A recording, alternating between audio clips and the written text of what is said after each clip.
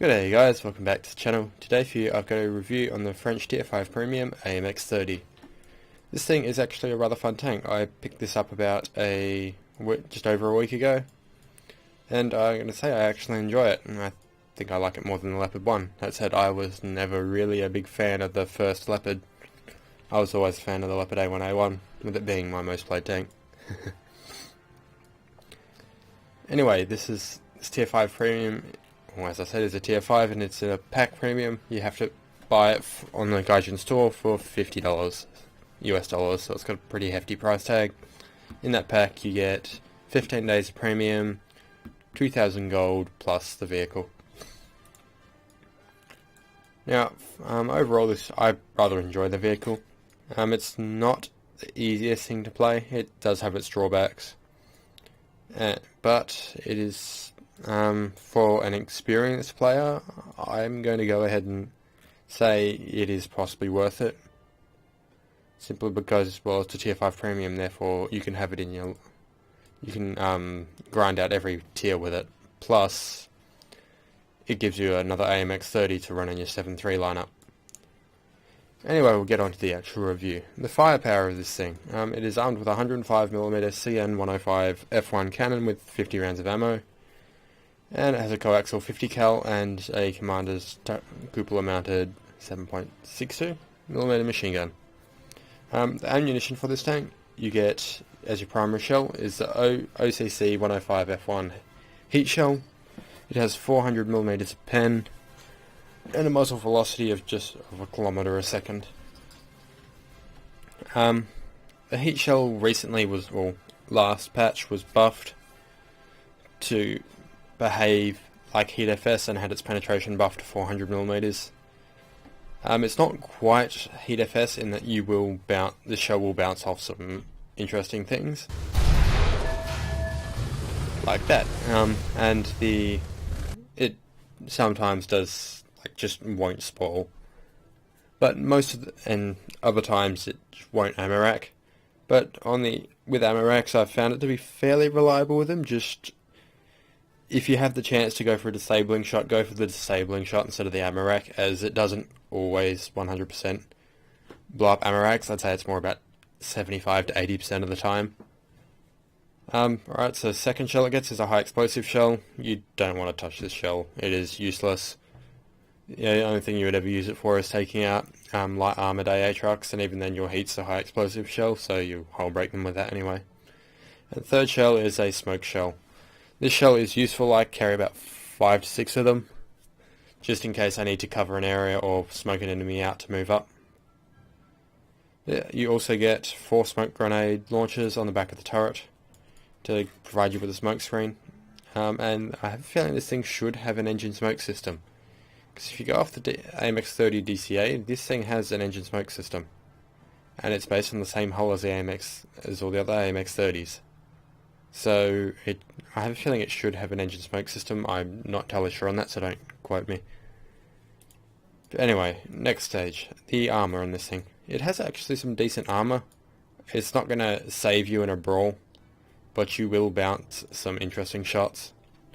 You have 79mm on the lower front plate at 45 degrees, which brings it to 124 effective. You have 79 on the upper front plate at 68 degrees, so 181 effective. And then the second half of the upper front plate is only 50mm thick.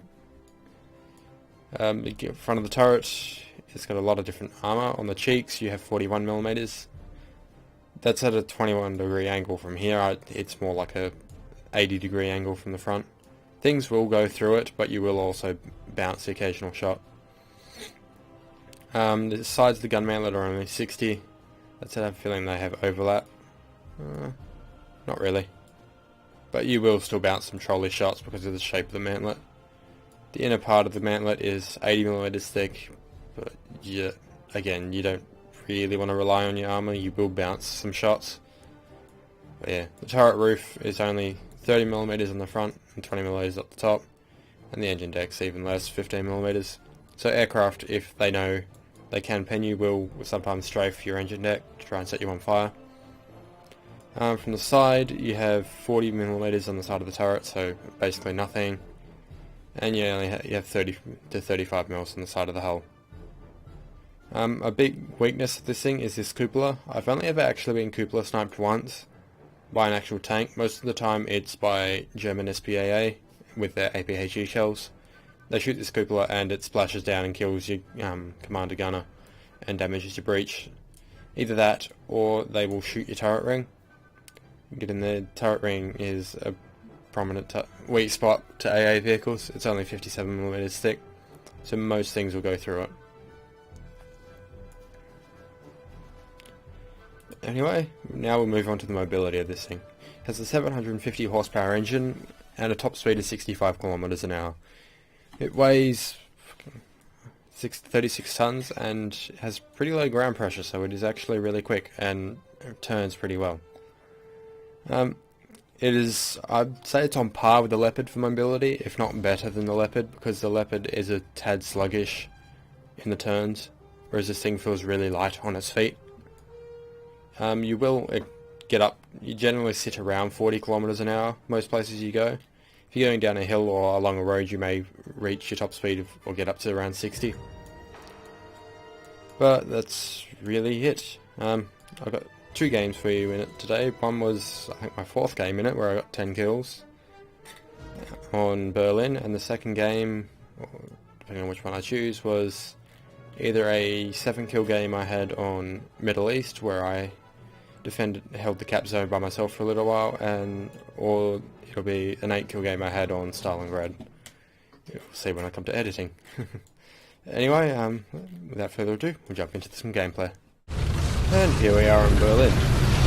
One thing I forgot to mention before jumping into the gameplay was a link to this camo. This skin is, I feel like it's a fairly recent upload to the War Thunder Live, and I've started using it as of yesterday. It is a pretty nice skin. I do like the French tricolour. I just wish we had this camo in game. That said, the tricolour we do have in game is pretty nice. Anyway, we start pushing down to the B point here, having a look there to see if I can catch anyone pushing up to the sniper point or crossing. Now this tank, as I said, it's got pretty decent mobility. As you can see, I'm doing roughly 40 kilometers an hour around here. One somewhat of a downside to this tank, especially with the later ones, I haven't played them yet, so I can't say it's a massive weak point. I can only guess, but it doesn't have a stabilizer. I think it's a mess up on Gaijin's part, as the AMX-30Bs had a stabilizer, if not a stabilization system. Basically, don't quote me on this as I'm going off what someone else told me. The stabilization system in this was that only the gun sight was stabilized, and it would, if the gunner put the gun sight on target fired, the fire control would wait until the gun was aligned with the sight before it fired the shell. So effectively acting as a stabilizer, just without all the extra stuff needed for a stabilizer.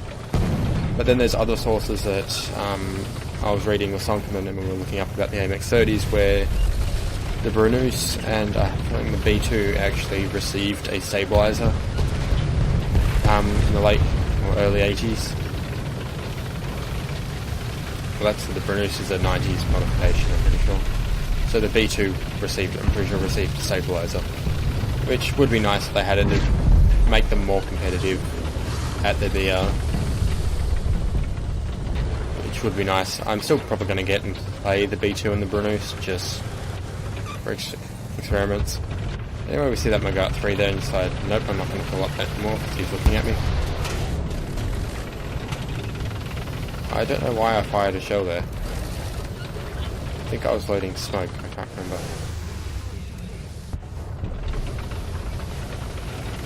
Unless that was a misclick. Anyway, we're cautious that Magat up there.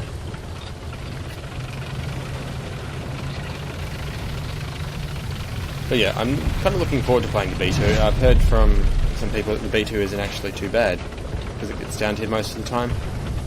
And while its APFSCS might not have the highest pen, it still has some of the best normalization of any shell in the game. So I'll possibly have a video of that up when I do it. Next I do plan to possibly have a Lorraine video up, as well, recent patch, guys are kind of idiots. I don't know why they did it, or historical documents, but they gave the Lorraine a 4-second reload, along with the AMX-50. And because Sabre, or autoloaders, clip-fed autoloaders are kind of bugged at the moment in that they never run out of ammo. Like, you can hold the trigger down and fire and it'll never empty the autoloader. There's always one round that remains. Or with the autoloader in the AMX-13, it instantly replenishes the shell. But anyway, we see that McGutt over there. First shot into him, goes through the engine deck, kills his last few crew. And we see this guy pushing up, so we sit here and wait for him in an ambush position. Don't think he realised I'm up here. Sit here and wait. Shots from the side of the turret, kills all his crew. Kill number 2. Now, as you can see, while this thing doesn't have a stabilizer, the gun doesn't have a lot of bounce to it. So you can, if you just let it roll out, you can get those snapshots off fairly accurately, which is something I never noticed with the Leopard. One of my problems with the Leopard was its gun bounce, which I don't overly notice on this tank. But yeah, where was I at? Doesn't matter. Anyway, we sit here looking over at the sea point to see if we can catch any more of them that have pushed through. And then we decide, well, I may as well continue with my original plan, which is to cap the B point, and I like to push through this flank. Because generally, if you kill the occasional person that pushes, or occasional people that push down here, no one bothers guarding this flank, so you have free range and just rush straight through it. Was a bit cautious of the tanks that were up there, but they weren't really paying attention to me. So we push it anyway. Still being cautious and spot the T114 here. He got very lucky, I didn't hull break him here. There's a bit of gun bounce here. It stabilised pretty quickly. That Poss probably should have hull broken him, but there's nothing he can do. Here he's stuck out the victim. Second shot kills him. Third kill. I decide I may as well flank the C point, as our team has just been deleted on the C point.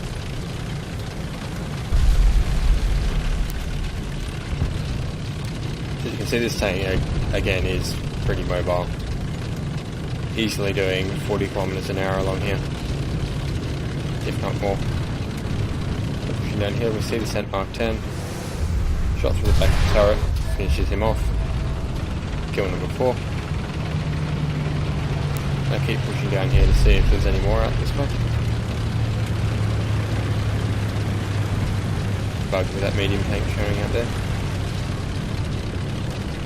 Yeah, I push out here and find that, well, there's really no one else out here. Have a look to see if I can see the guy over at the A point and see him. It's the Cent Mark 10. The somewhat benefit of this shell is the low muzzle velocity, so you can somewhat lob shells over.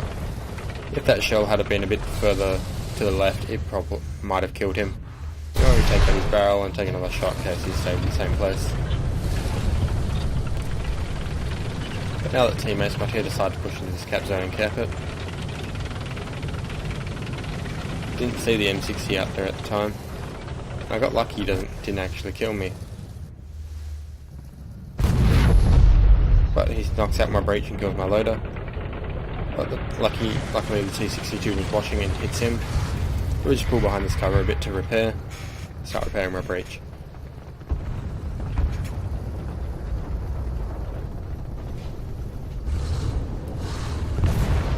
Again, should have been focusing that Cent Mark 10. I thought I'd cleared everyone out here, but we hadn't. Don't bother getting another crew member here because, well, I'd still got 3 crew. And I didn't think of it at the time. Sit here, repair my gun, Pull back. Get a shot on the M60. See him through the building there.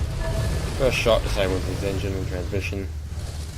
Next shot put to the side of his turret and finish him off, destroying his ammunition. So, on the other reviews I watched before getting this thing, people said it's not worth $50. I'm going to tend, despite saying I said it was worth it for good players, I'm going to say it is worth it only if you know the playstyle and you're a decent, like a pretty good player with the Leopard or similar tanks. Because that is how it will play. It's not a forgiving tank and not an easy tank, so I definitely will not recommend it for beginners. So if you're newish to the game and don't have any experience in A, this battle rating, or B, playing a similar tank, then I will not recommend it. It is a waste of your money and time, as you will get absolutely trashed in it and won't enjoy it. You're better off getting the M4A1 FL10, as it is kind of overpowered in its battle rating, and it will make grinding easier. Then you're better off to get the Lorraine and Towers in the Lorraine. It'll take you slightly longer, but it'll save you money and take you less time than if you were to buy this and struggle with it. Now we catch this T95 V1 off here. Gets through the side of him, knocks out his last crew member in his engine. We see the Duster in front of us. Get behind here. Don't take the shot, because, well, he got behind the cover in time. Drive over this side to see if I can catch the Duster off guard. Nope. So I decide to push instead. That's when we see the Vickers, so we just sit here and wait for the Vickers to stick his nose out. Ammo rack the Vickers. Yeah, reviews I've seen on this tank, besides them saying not to get it, one of the major complaints people had was its inability to ammo rack things. One of them that I watched, he specifically aimed for ammo rack and had trouble ammo racking things. Now I have no clue where that shot went there. Yeah, I haven't really noticed the ammo rack problem. Yeah, I'll break that guy for my 8th kill. I haven't really noticed any problem with the ammo rack, in that I've ammo racked most things that I hit the ammo of. There are the occasional times where I don't ammo rack some things, and generally I try not to aim for ammo racks, as I still don't fully trust it. But as you, depending on which ammo choose, you'll see that ammo racking is a decent option. Then my guard got lucky, I looked away. He tried to snapshot me on the move and missed.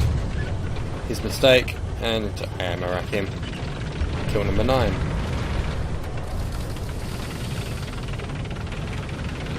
Anyway, so yeah, the shell, I wouldn't say aim exclusively for ammo racks. I would say you're better off going for crew shots and disabling shots.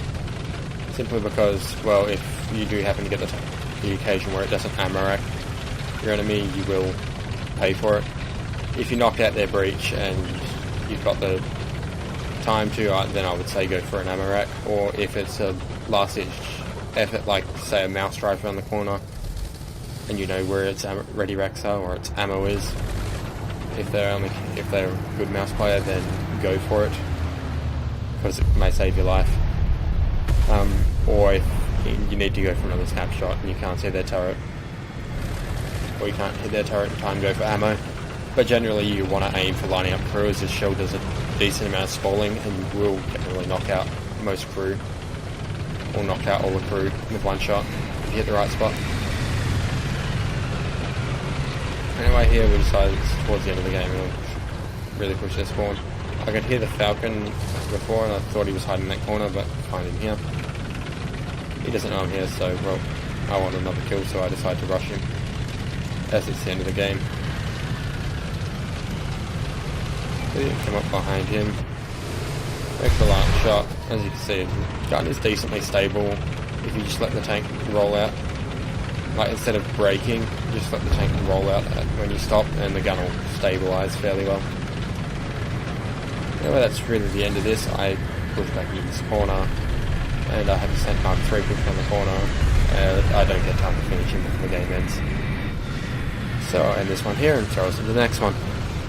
And here we are in match number 2. This is on Middle East. and it is single cap at A.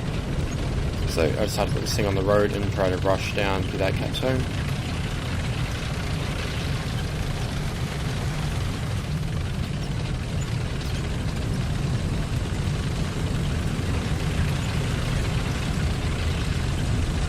Yeah, as you can see, this tank is decently mobile.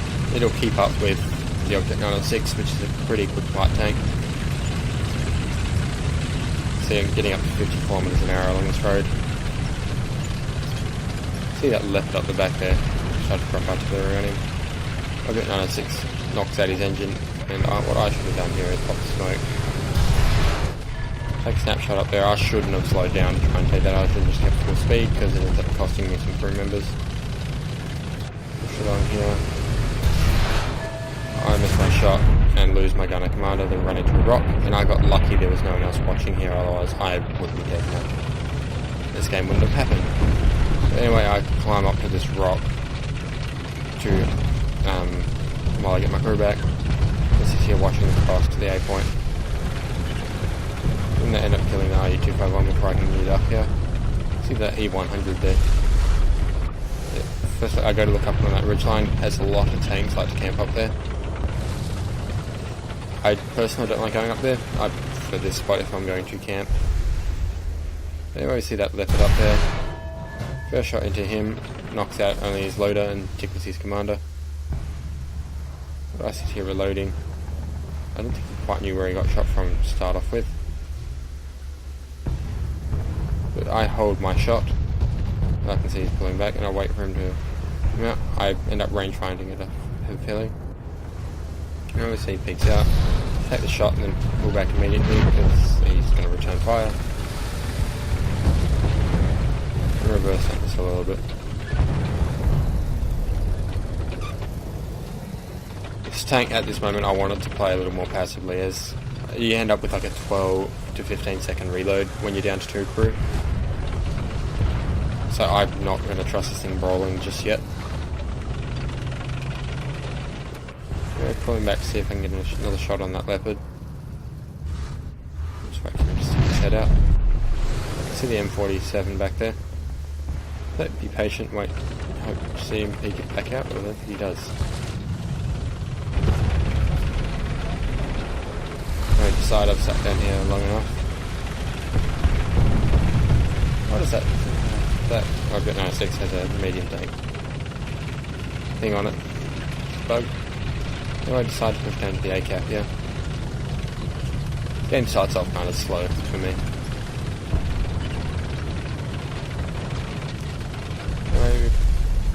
I should have been paying attention there. This 906 probably saved me. That leopard.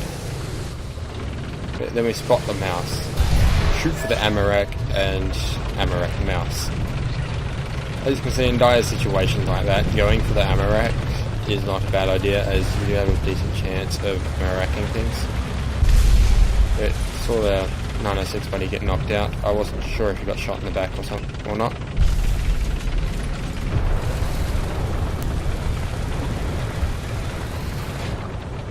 I'm being cautious here because I wasn't sure where the 906 got shot from. Decide to push up and see if I can find my leopard friend. No joy, push over here.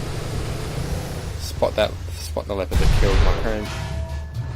Shot through the lower plate, Amaraks him. Kill number 2. Pull back to reload.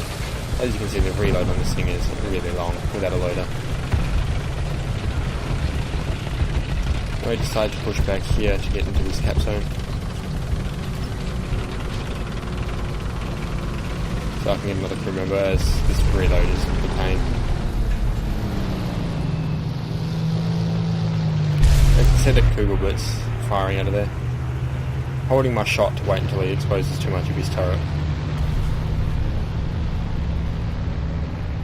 Try to drop artillery on him. Just keep an eye to see when he sticks his head out. If we go back to the team list at the moment, our team's tank-wise isn't doing too well. We don't have many tanks here, but again, they don't have too many tanks either. So it's fairly even. Now that another crew member decide to push down this side again. See if we can find this E100. being cautious, didn't know what's around these corners, and I wasn't entirely sure where the E100 was.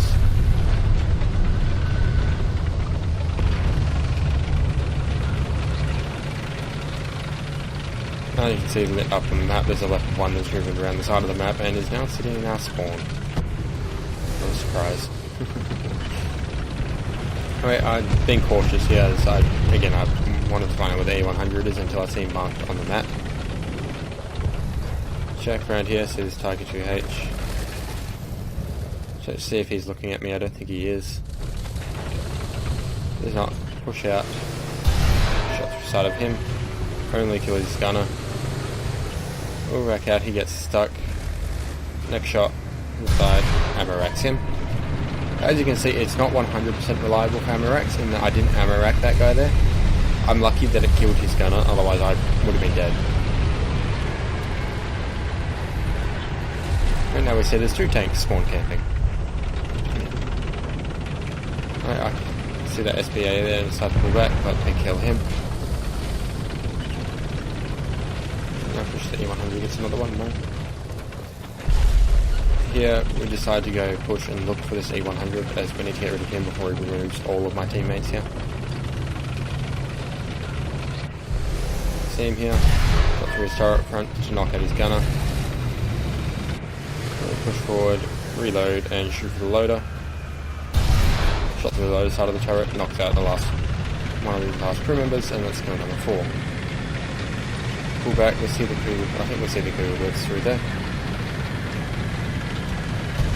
I decided to pull back in case these guys in our spawn have decided to push.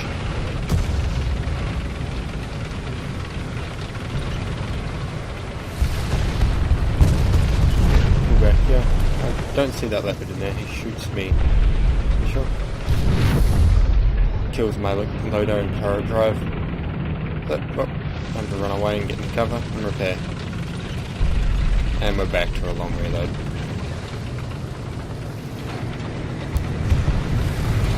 Repairing the cap zone.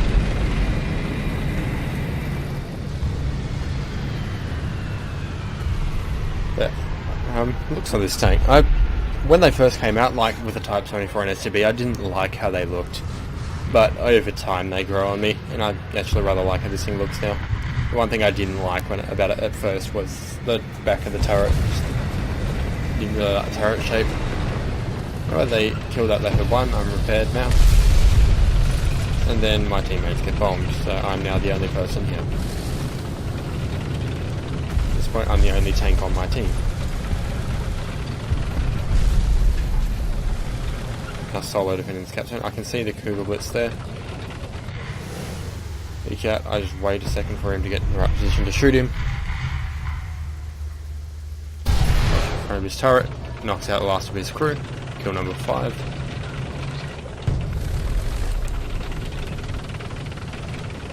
Yeah, I could see the RU-251 moving just over the top of the buildings there. But I decided, well, I don't want to be in the middle of the cap zone, this is quite an obvious place, so I'm going to pull back and relocate to the side to see if I can catch people off guard. Let me pull back and push around the side of this building here. As you can see, this thing also has a rather nice reverse speed of 20, I think it's 23 kilometers an hour, so it allows you to get back into cover pretty quickly.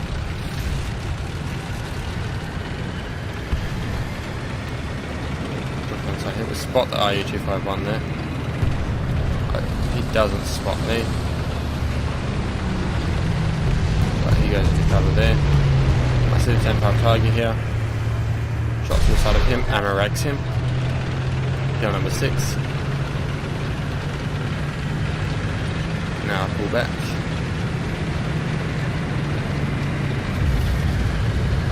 And took a shot from something to find out that, well, it was the narwhal that's flying around. Let's say the narwhal is the most annoying thing to fight or to go up against. It's really business. If we spot the RU, I predicted what he was going to do and he was looking for me. Goes around the side here. I pull back to see if I can see him coming, but I can't. So I thought he might have gone back around the other side of the building. Then we spot him moving, so we just sit in ambush, wait for him. He goes right in front of me, easy shot, ammo rack him. duel number 7. Wait for my ridiculously long reload.